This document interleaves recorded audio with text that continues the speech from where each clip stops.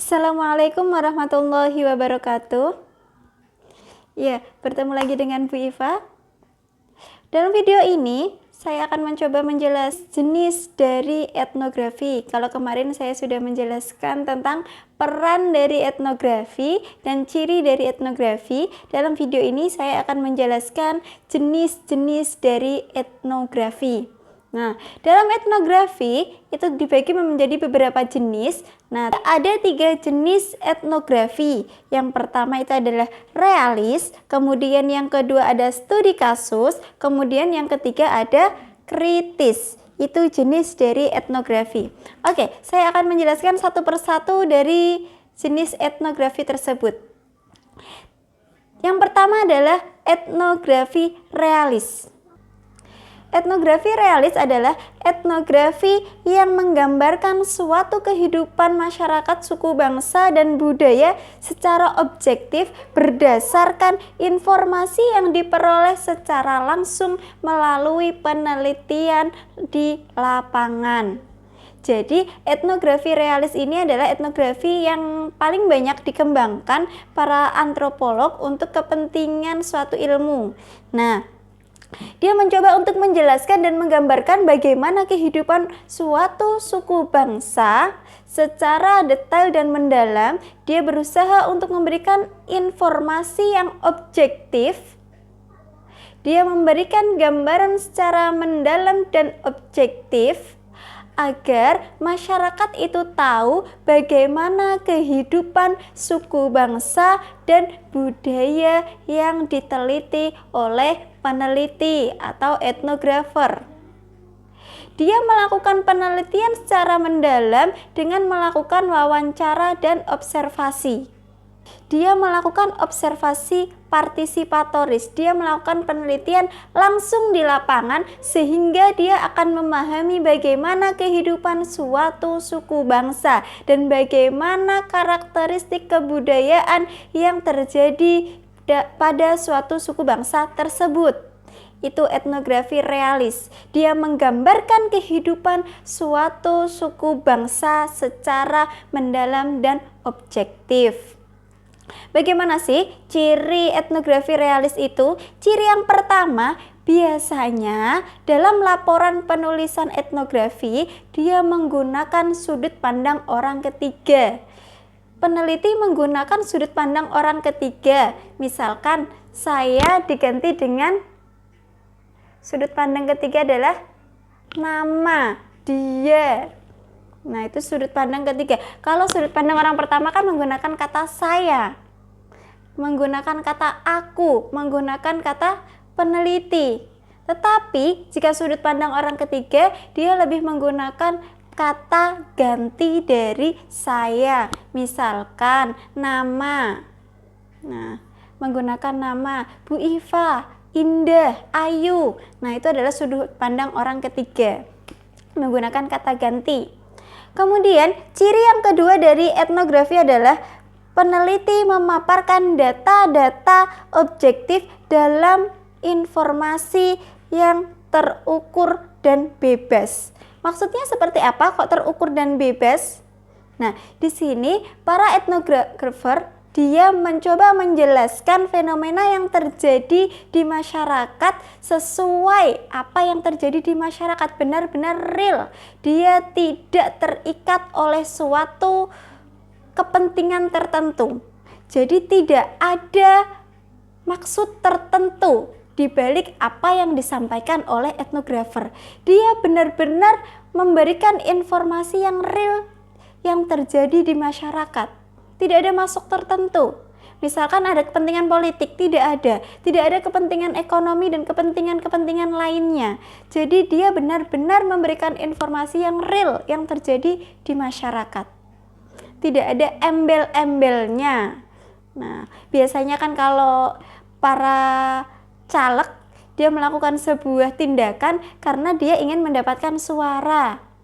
Nah, dia ingin mendapatkan dukungan. Tetapi kalau etnografer, dia melakukan penelitian, memberikan informasi untuk tidak ada kepentingannya. Jadi dia memberikan informasinya yang real yang terjadi di dalam masyarakat. Dan ciri yang ketiga dari etnografi realis, peneliti itu menuliskan apa yang dikatakan oleh informan. Jadi dia tidak mengubahnya, dia menuliskan dalam sebuah kutipan. Kemudian di bagian akhirnya nanti peneliti akan mencoba menginterpretasikan apa yang dimaksud oleh informan tadi. Dia mencoba untuk mengartikan dan menganalisis apa yang dikatakan oleh informan.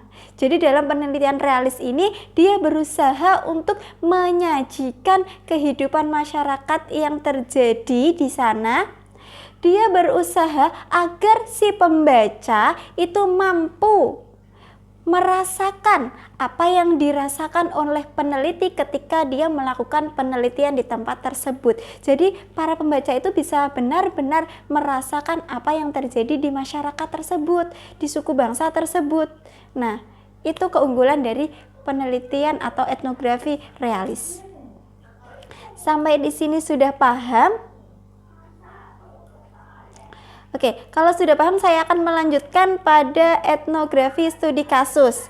Nah, dari katanya, dari struktur katanya sudah terlihat bahwa studi kasus dia memfokuskan pada satu kasus tertentu. Dia ingin mengetahui apa yang terjadi pada kasus tersebut. Dia memilih satu kasus untuk dikaji. Misalkan, kenapa sih orang di Madura itu dia membunuh orang? Kenapa ada pembunuhan di Madura itu adalah dianggap sebagai hal yang wajar? Nah, disebut sebagai carok. Pembunuhan yang terjadi di Madura yang sering dilakukan disebut dengan carok. Budaya carok. Apa itu budaya carok? Nah, ketika kalian meneliti tentang budaya carok, hanya memfokuskan pada budaya carok, kalian ingin mengetahui secara detail dan mendalam tentang budaya carok, nah itu disebut dengan etnografi studi kasus, karena kalian hanya memfokuskan pada satu kasus. Nah, itu etnografi studi kasus. Kemudian yang terakhir ada etnografi kritis. Nah, etnografi yang baru-baru dikembangkan pada abad ke-20 ini. Nah, kenapa saya katakan pada abad ke-20 baru dikembangkan? Karena pada abad-abad ini setelah Perang Dunia Kedua, banyak kaum sosialis yang dia melakukan penelitian untuk melakukan pembelaan terhadap kaum-kaum proletar yang ditindas oleh kaum-kaum borjuis. Nah, banyak ketidakadilan akibat dari revolusi industri. Nah, ini muncullah etnografi kritis. Etnografi kritis ini adalah etnografi yang dilakukan untuk memberdayakan masyarakat, untuk mengkritik pemerintah, untuk memberdayakan kelompok-kelompok tertentu. Jadi etnografi kritis ini dia memiliki tujuan tertentu, ada maksud di balik itu semua. Jadi ketika seseorang atau etnografer dia melakukan sebuah penelitian dan menuliskan etnografi, dia berusaha untuk menyajikan data bahwa masyarakat ini itu perlu dibantu. Masyarakat tersebut, suku bangsa tersebut itu perlu diberdayakan. Itu etnografi kritis. Dia berusaha untuk memberdayakan masyarakat dan mengkritik apa yang terjadi atau mengkritik kebijakan-kebijakan yang dilakukan oleh pihak yang berwenang atau penguasa. Nah, ini etnografi kritis. Nah, apa sih ciri dari etnografi kritis? Yang pertama, mempelajari isu-isu sosial, kekuasaan, pemberdayaan, ketidakadilan, dan penindasan, serta sejenisnya. Nah, jadi ciri dari etnografi kritis, dia itu meneliti tentang isu-isu terkini, isu-isu yang sedang viral, berkaitan dengan penindasan, ketidakadilan, marginalisasi, terus pemberdayaan masyarakat. Nah, itu ciri dari etnografi realis, dia mempelajari tentang tema-tema tersebut.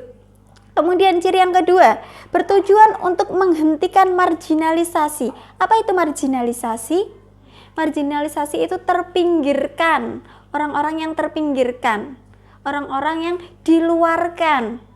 Maksudnya dia yang tidak memiliki akses dengan baik, akses yang bagus. Itu marginalisasi. Dia dikucilkan, kaum marginal, kaum yang dikucilkan, yang tidak mendapatkan akses yang baik, itu kaum marginal. Nah, tujuan dari etnografi kritis ini, dia berusaha untuk membela kaum marginal. Dia berusaha menyajikan apa yang terjadi pada kaum marginal yang dianggapnya menerima ketidakadilan. Nah, agar kaum marginal ini diperhatikan oleh penguasa. Dia juga mendapatkan hak, mendapatkan keadilan sesuai dengan masyarakat pada umumnya. Nah, itu ciri yang kedua dari etnografi kritis. Kemudian ciri yang ketiga, interpretasi peneliti dipengaruhi oleh kebudayaan sendiri. Maksudnya, karena di sini peneliti itu berusaha untuk memberdayakan masyarakat, maka interpretasi dan sudut pandang, gaya pikirnya, pola pikir dari peneliti itu dia mengikuti pola pikir yang terjadi pada masyarakatnya atau pada pola pikir suku bangsanya. Misalkan yang meneliti adalah orang Jawa, berarti dia mencoba mengikutkan bagaimana pola pikirnya orang Jawa. Kalau di Papua, kemudian di Kalimantan, kemudian di Sulawesi, mungkin mereka makanan pokoknya bukan nasi. Nah, kemudian yang melakukan penelitian adalah orang Jawa. Mereka menganggap bahwa orang Papua, suku Asmat, suku Toraja, dan seterusnya, dia tidak memakan nasi. Dia dianggap sebagai orang yang tertinggal. Dia dianggap sebagai orang yang primitif. Dia dianggap sebagai orang yang tidak menerima keadilan dari penguasa, karena dia makanannya tidak layak. Nah, ini berdasarkan sudut pandang dari peneliti. Jadi dia tidak bisa memberikan gambaran yang benar-benar terjadi pada suku bangsa tersebut. Dia terkena pengaruh dari pemikiran budaya dari peneliti. Dia mengikutkan budaya dari peneliti. Kemudian ciri yang keempat, sebagai pemberdaya masyarakat. Nah, di sini peneliti tidak hanya melakukan penelitian, tetapi dia juga memberdayakan masyarakat. Dia tidak hanya menjelaskan, tetapi dia juga bertindak untuk melakukan pemberdayaan masyarakat. Itu ciri yang keempat. Kemudian ciri yang kelima, peneliti menjadi kurang objektif dan tidak netral. Nah, saya katakan tidak netral karena dia lebih condong atau menggunakan tolak ukur budayanya. Jadi dia tidak bisa menyajikan data yang benar-benar real. Dia menganggap bahwa budayanya itu bagus dan menganggap budaya dari suku bangsa yang diteliti kurang bagus. Apa yang dilakukan oleh suku bangsa yang diteliti itu kurang tepat. Yang tepat adalah yang dilakukan oleh suku bangsa dari peneliti. Nah, makanya dia tidak netral, dia memihak. Nah, padahal setiap suku bangsa dia punya perspektif tersendiri dalam bersikap, dalam mengartikan sebuah fenomena. Nah, kemudian ciri yang terakhir dari etnografi kritis. Data yang diperoleh bervariasi, berjenjang, dan kontradiktif. Memberikan data dari berbagai aspek. Jadinya dia bervariasi datanya, seperti data pada etnografi realis. Nah, dia memberikan data yang bervariasi, banyak sekali data berjenjang dari tahun ke tahun. Kemudian kontradiktif, kadang dia sesuai dengan kebijakan pemerintah, kadang dia tidak sesuai. Nah, ada pro dan kontranya. Nah, itu ciri dari etnografi kritis. Nah, itu penjelasan dari saya berkaitan dengan jenis-jenis etnografi. Saya akan mencoba menyimpulkan beberapa jenis etnografi. Jadi ada 3 jenis etnografi. Yang pertama adalah realis, yang kemudian yang kedua ada studi kasus, dan terakhir ada kritis. Etnografi realis itu adalah etnografi yang berusaha menggambarkan kehidupan suatu suku bangsa. Dia berusaha menjelaskan bagaimana budaya suatu suku bangsa secara objektif. Kemudian yang kedua, studi kasus. Dia hanya mengambil satu kasus untuk diteliti lebih mendalam. Kemudian yang ketiga adalah etnografi kritis yang bertujuan untuk memberdayakan masyarakat, mengkritik pemerintah, mengkritik penguasa. Nah, jadi itu adalah jenis-jenis dari etnografi. Jika masih ada pertanyaan, kalian bisa menuliskan di kolom komentar. Untuk mengetahui siapa saja yang sudah mengikuti pembelajaran antropologi kelas 11 ini, kalian bisa meng-like video ini sebagai buktinya. Oke, terima kasih atas perhatiannya. Semoga bermanfaat dan kalian bisa memahaminya. Terima kasih. Wassalamualaikum warahmatullahi wabarakatuh.